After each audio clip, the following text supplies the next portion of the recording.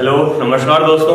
जैसा कि देखिए हमने कल बताया था आपको बहुलक के बारे में बता रहे थे। हम बहुलक का वर्गीकरण पढ़ा रहे हैं। इसमें तीसरे प्रकार से बता रहे थे कि बहुलक को किस प्रकार से वर्गीकृत किया गया है। पहला बताया था प्राप्ति स्रोत के आधार पर बहुलक को 3 भागों में बांटा गया है। दूसरा बताया था संरचना के आधार पर बहुलक को 3 भागों में बांटा गया है। तीसरे टाइप के बारे में बात कर रहे थे हम कि बहुलक का जो वर्गीकरण है वह है तीसरे टाइप में संघटक या एकलक इकाइयों के आधार पर। संघटक या एकलक इकाइयों के आधार पर देखिए प्यारे दोस्तों, संघटक या एकलक इकाइयों के आधार पर बहुलक को 2 भागों में बांटा गया है। पहला है समबहुलक और दूसरा है विषम बहुलक। पहला है समबहुलक और दूसरा है विषम बहुलक, जिसे हम सहबहुलक के नाम से भी जानते हैं। बात करते हैं पहले बहुलक के बारे में। मैंने इसके बारे में बताया था थोड़ा बहुत कल। समबहुलक इसे होमोपॉलीमर कहते हैं। होमोपॉलीमर एक ऐसा पॉलीमर होता है जिसमें एकलक इकाइयां जो होती हैं समान प्रकार की होती हैं। समान प्रकार की एकलक इकाइयां होती हैं। इसमें समान प्रकार की एकलक इकाइयां इसमें होती हैं, क्योंकि नाम से स्पष्ट है। सम का मतलब समान, इसे कहते हैं इंग्लिश में होमो। इसमें समान प्रकार की एकलक इकाइयां होती हैं। इसके एग्जांपल जो है वो इस प्रकार से हैं। पहला जो एग्जांपल है इसका पॉलीथीन है। जैसे पॉलीथीन में क्या होता है, जब एथीन का हम पॉलीमराइजेशन करते हैं तो अपने को प्राप्त होता है पॉलीथीन। एथीन यानी CH2 डबल बॉन्ड CH2। इसके एन इकाई हम काम में ले रहे हैं, ये एथीन है। एथीन का जब O2 की उपस्थिति में पॉलीमराइजेशन किया जाता है तो प्राप्त होता है पॉलीथीन। ये पाई बॉन्ड ब्रेक होता है, हाफ बॉन्ड उधर और हाफ बॉन्ड इधर। CH2 single bond CH2 half का होल एन। ये देखिए एथीन है जो कि मोनोमर है, और वो क्या है पॉलीथीन जो कि एक पॉलीमर है। तो इसमें क्या होता है, समान प्रकार की एकलक इकाइयां होती हैं। एन के मतलब मैंने बताया था बहुलकीकरण की मात्रा होती है। एन की वैल्यू 1 से लेके कुछ आगे अनंत तक हो सकती है। यदि आप एन यहाँ पे 5 ले रहे हो तो 5 समान प्रकार की एथीन की इकाइयां हो गई जो कि एकलक इकाइयां कहलाती हैं। तो इसमें समान प्रकार की एकलक इकाइयां होती हैं जो कि कहलाता है समबहुलक। इसके एग्जांपल पहला हो गया पॉलीथीन, और भी है पॉलीस्टाइरीन में, पॉलीस्टाइरीन है। तीसरा एग्जांपल PAN यानी पॉलीएक्रिलोनाइट्राइल भी है। चौथा एग्जांपल PTFE है, पॉलीटेट्राफ्लोरोएथीन। और भी एग्जांपल है पॉलीप्रोपेन भी है, पॉलीप्रोपेन भी इसी में आता है। और भी एग्जांपल है PVC पॉलीविनाइल क्लोराइड, PTC इत्यादि क्या है इसके एग्जांपल है। अभी बताया था इसके बारे में मैंने। उसके बाद देखिए इसी का दूसरा टाइप है संघटक या बहुलक। संघटक या एकलक इकाइयों के आधार पर बहुलक का दूसरा प्रकार अभी बताया था मैंने, विषम बहुलक। विषम या सहबहुलक, विषम या सहबहुलक जिसे हम हेटेरो या फिर से कोपॉलीमर कहा जाता है। कोपॉलीमर जैसा कि नाम से स्पष्ट है, विषम या सहबहुलक। इस प्रकार के बहुलक में एकलक इकाइयां जो होती हैं, इसमें एकलक इकाइयां समान प्रकार की नहीं होती हैं, असमान प्रकार की एकलक इकाइयां होती हैं जो कि भिन्न भिन्न होती हैं। असमान प्रकार की एकलक इकाइयां इसमें होती हैं, और इसमें एक छोटे अणु का निष्कासन होता है। और छोटा अणु कोई सा भी हो सकता है, H2 हो सकता है, या फिर HCl हो सकता है, या फिर अमोनिया हो सकता है, या फिर ROH इत्यादि कुछ भी हो सकता है। एक छोटा अणु जो होता है उसका निष्कासन होता है। बात करते हैं इसके एग्जांपल के बारे में। एग्जांपल मोस्ट है इसके एग्जांपल देखिए, कल मैंने बताया भी था एंड में आपको। एक है नायलॉन 66। दूसरा एग्जांपल है इसका ब्यूना S। तीसरा एग्जांपल है ब्यूना N। और भी एग्जांपल है टेरिलीन भी है, टेरिलीन जिसे हम डेक्ट्रॉन कहते हैं, डेक्ट्रॉन। देखिए एक एग्जांपल को बताता हूं। पहला एग्जांपल मैंने आपको बताया था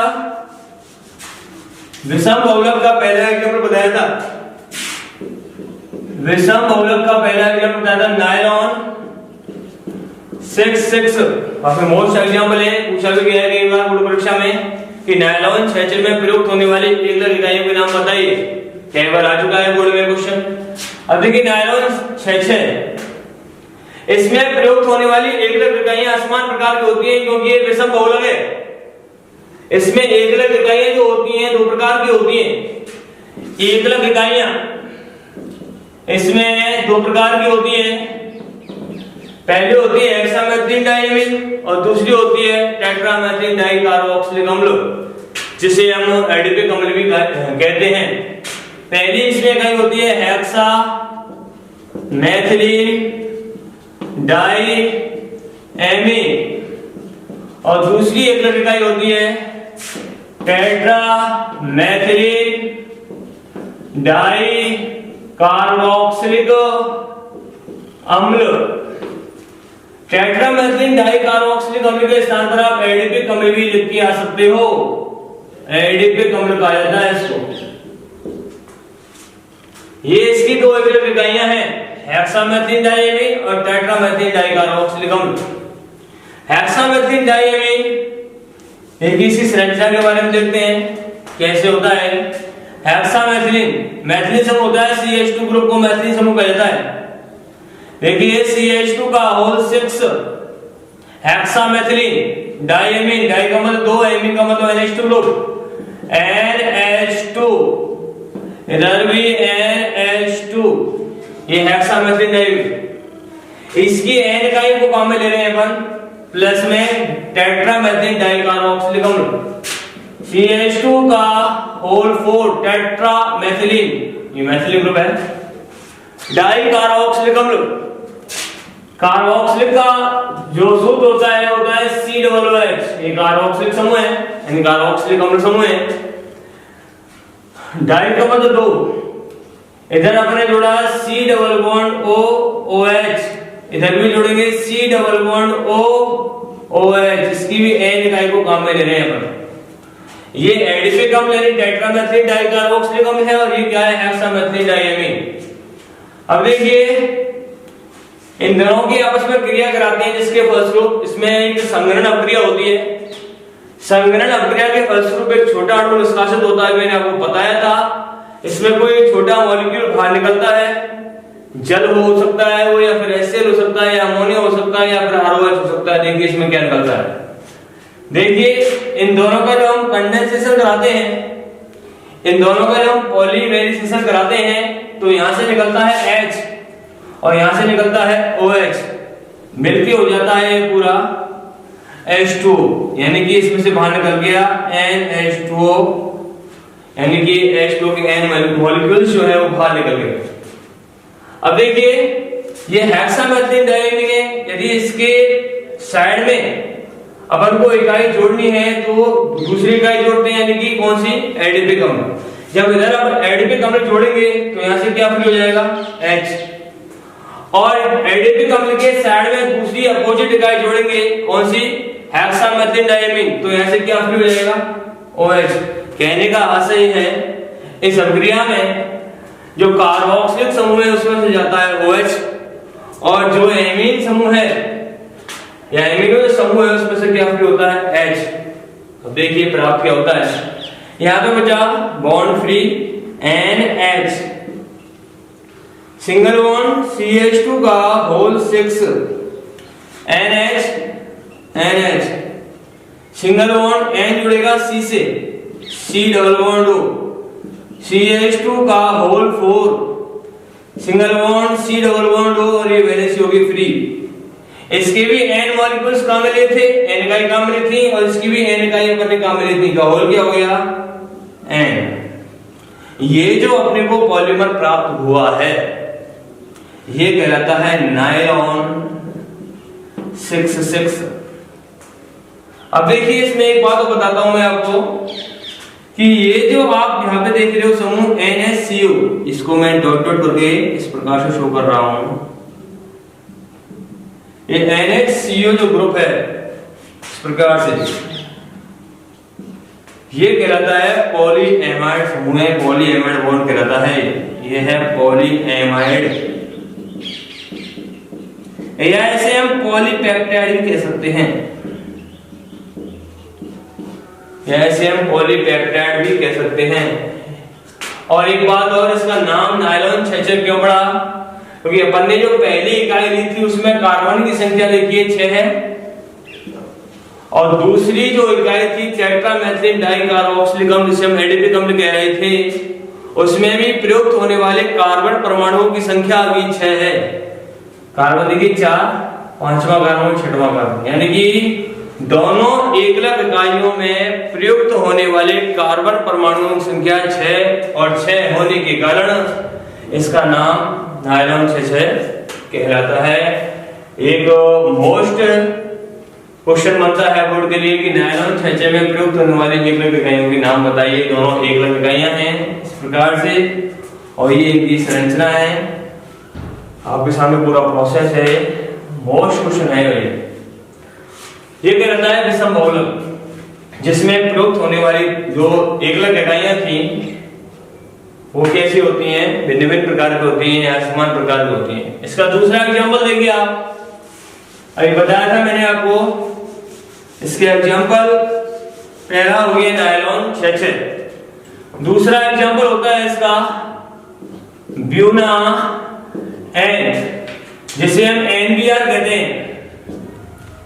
तीसरा एग्जांपल होता है इसका ब्यूना एस, जिसे हम SBR कहते हैं। और एक एग्जांपल और है इसका टेरिलीन, टेरिलीन जिसे हम डेक्ट्रॉन कहते हैं, डेक्ट्रॉन। आगे देखिए, पहला एग्जांपल मैंने आपको बता दिया है, क्लियर कर दिया है। दूसरा एग्जांपल देखिए ब्यूना एन, जिसे हम NBR कह रहे हैं। दूसरा एग्जांपल है विषम या सहबहुलक का ब्यूना एन, जिसे हम NBR कह रहे हैं। अब देखिए इसको समझिए आप, ब्यूना एन NBR, इसमें NBR का मतलब क्या है? N का मतलब यहां नाइट्राइल अर्थात एक्रिलोनाइट्राइल, N का मतलब है एक्रिलो नाइट्राइल।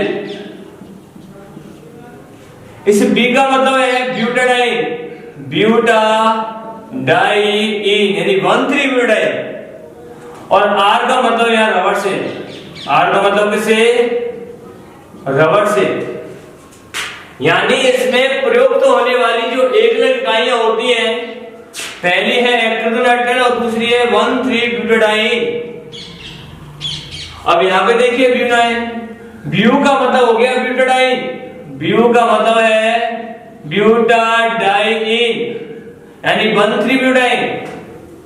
और इस एन का मतलब है एक्रिलोनाइट्राइल, एक्रिलो नाइट्राइल। और इस Na का मतलब है सोडियम, Na का मतलब होता है सोडियम, यानी सोडियम की उपस्थिति में क्या होती है? अभिक्रिया होती है।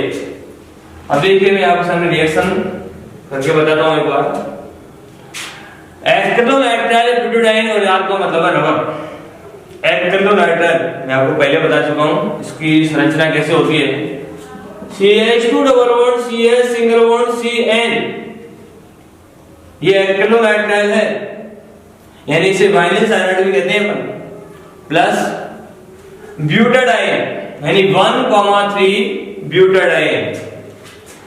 इसकी संरचना होती है CH2 double bond CH single bond CH double bond CH2, ये 1,3 ब्यूटाडाइन है। ये हो गया एक्रिलोनाइट्राइल, एक्रिलोनाइट्राइल। ये हो गया 1,3 ब्यूटाडाइन।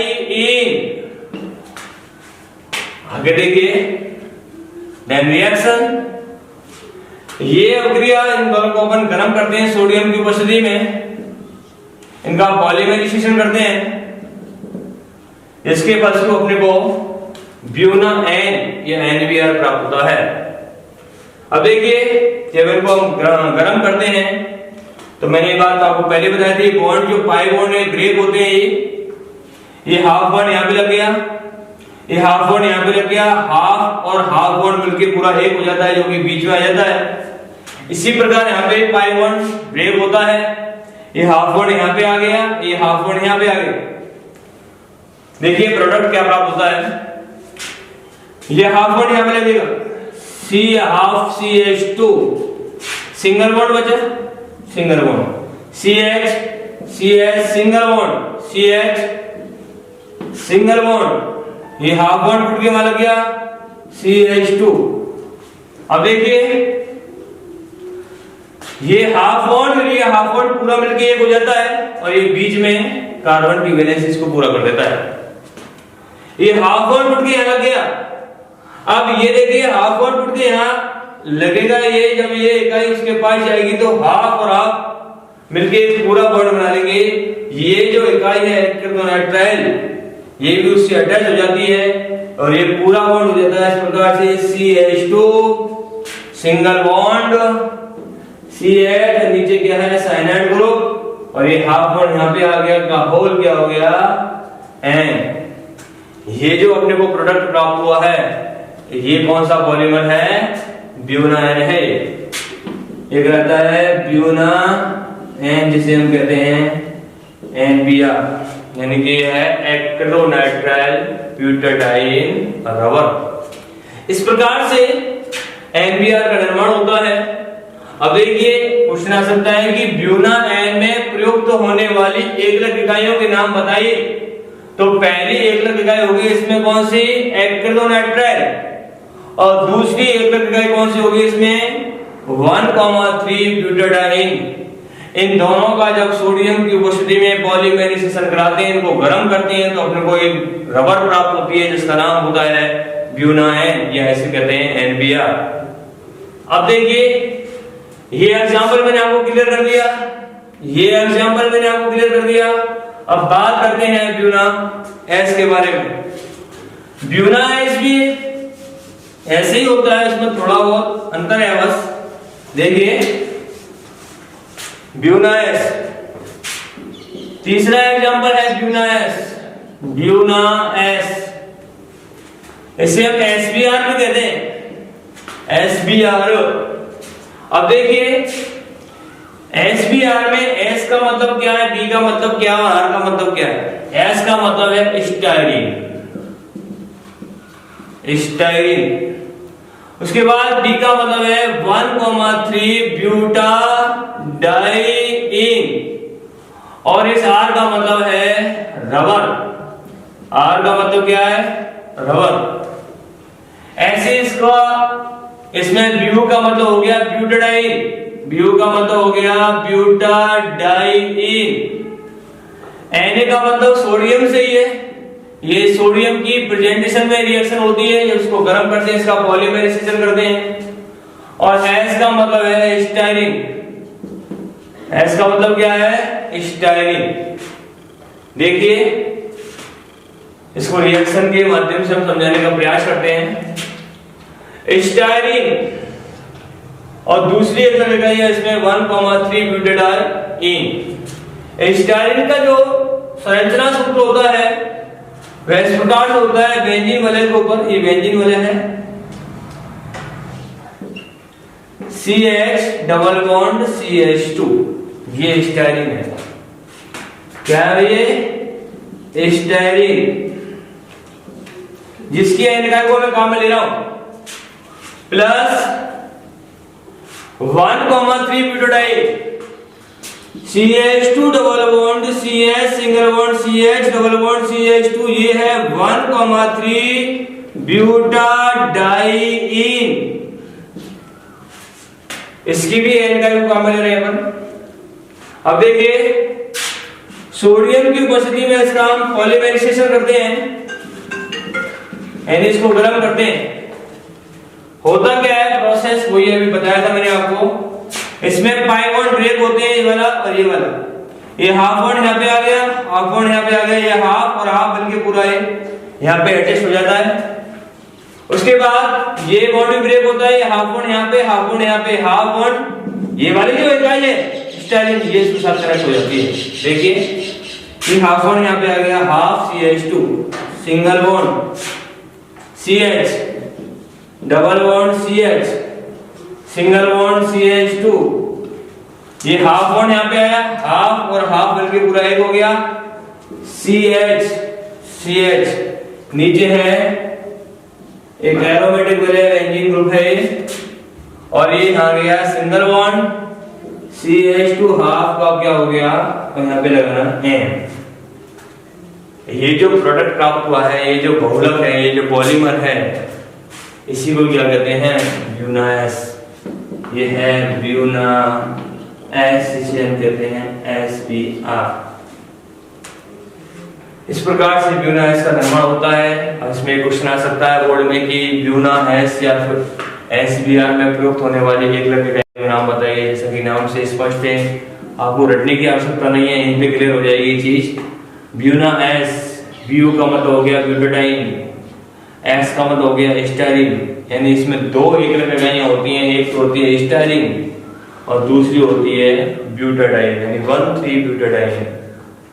और Na का मतलब यहाँ सोडियम से है, सोडियम की उपस्थिति में इसका पॉलीमराइजेशन किया जाता है, यानी इसको अपन गर्म करते हैं और अपने को कौन सी रबर प्राप्त होती है, ब्यूना एस या SBr। ये 3 उदाहरण मैंने आपके सामने करा दिए हैं, ये वाला करा दिया है। अब देखिए टेरिलीन या डेक्ट्रॉन। टेरिलीन या डेक्ट्रॉन में एक विषम बहुलक के सहबहुलक में आता है। टेरिलीन जिसे डेक्ट्रॉन कहते हैं, यह एक पॉलीएस्टर होता है जिसमें भी एक छोटे अणु का निष्कासन होता है। अब देखिए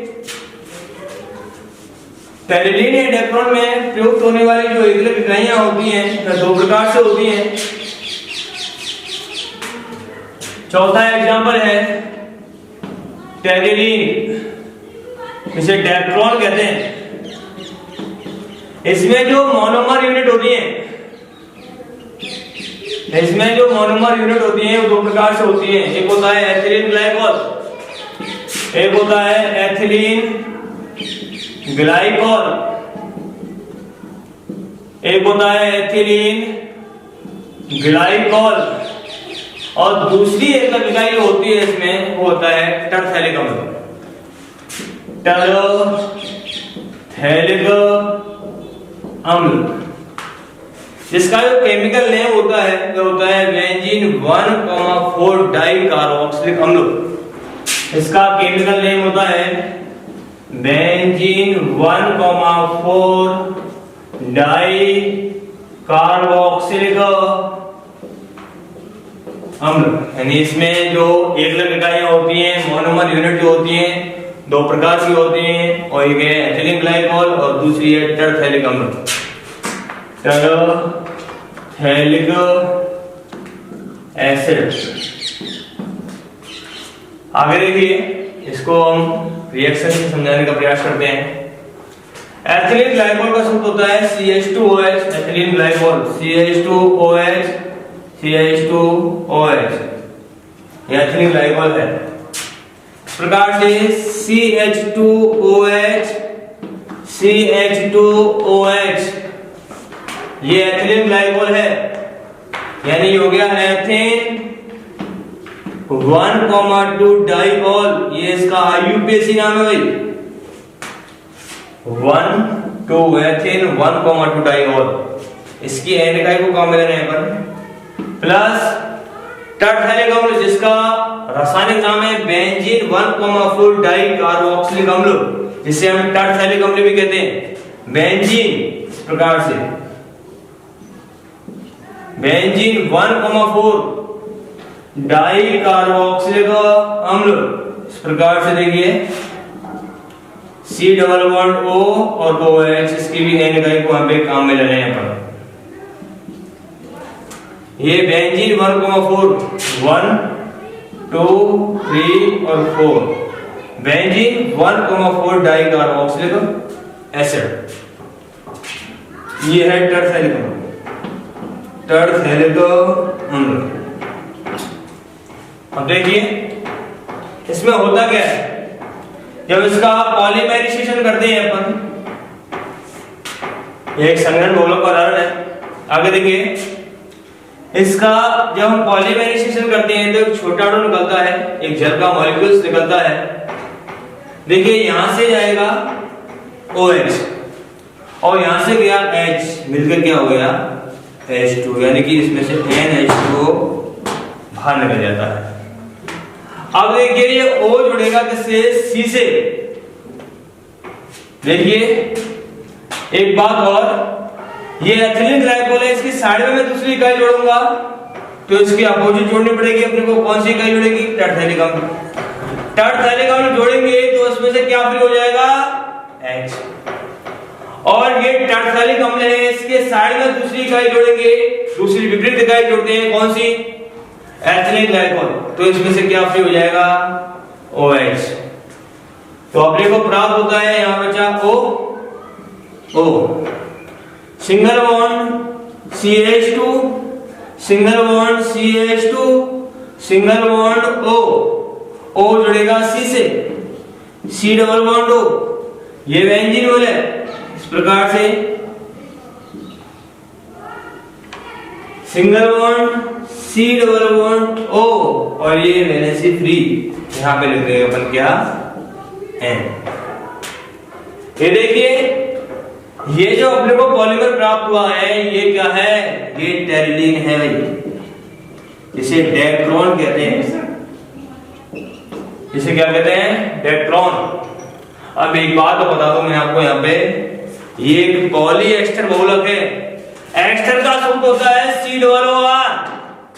ये जो ग्रुप है, ये वाला जो ग्रुप है ये एक एस्टर ग्रुप है, इसलिए टेरिलीन या डेक्ट्रॉन को एक पॉलीएस्टर पॉलीमर कहा जाता है, क्योंकि इसमें एस्टर ग्रुप होता है। ये वाला जो ग्रुप है, ये वाला, ये एक एस्टर समूह है, इसलिए इसको हम पॉलीएस्टर पॉलीमर कहते हैं। ये मैंने देखिए आपको विषम या सहबहुलक के चारों एग्जांपल मैंने आपको करके बताया। पहला बताया था नायलॉन 6 जिसमें दो अलग इकाइयां होती हैं, हेक्सामेथिन डायमीन, और दूसरी होती है एडिपिक अम्ल जिसे टेट्रामेथिन डाइकार्बोक्सिलिक अम्ल भी कहते हैं।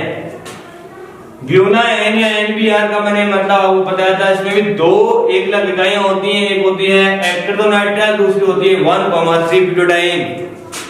ब्यूना है, इसमें भी दो एकलक इकाइयां होती हैं, एक होती है स्टाइरिन और दूसरी होती है 1,3 ब्यूटाडाइन।